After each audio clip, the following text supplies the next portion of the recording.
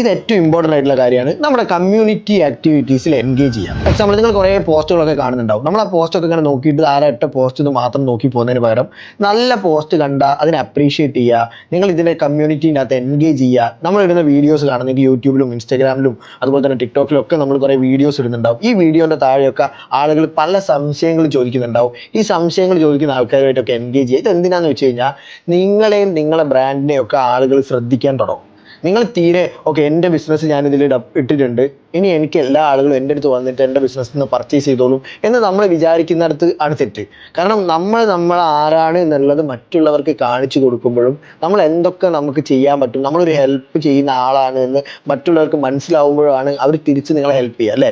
Givers gain എന്ന് പറഞ്ഞൊരു principle ഉണ്ട്. അതായത് നമ്മൾ കൊടുത്തു കഴിഞ്ഞാൽ നമുക്കത് തിരിച്ച് കിട്ടും, നമുക്കത് നല്ല രീതിയിൽ തിരിച്ച് കിട്ടും. നമ്മളത് വേറെ രീതി പറയും, കൊടുത്താൽ കൊല്ലത്തും കിട്ടുമെന്നും പറയും. ഓക്കെ, അതേപോലെ തന്നെ നിങ്ങൾ നല്ല രീതിയിൽ കാര്യങ്ങൾ ചെയ്തു കഴിഞ്ഞാൽ നിങ്ങൾക്ക് നല്ല രീതിയിൽ തിരിച്ചു കിട്ടും. അപ്പോൾ നമ്മുടെ കമ്മ്യൂണിറ്റിയിൽ ഈ പറയുന്ന ഹെൽപ്പ് ആവശ്യമുള്ള ഒരുപാട് ആളുകളുണ്ട്.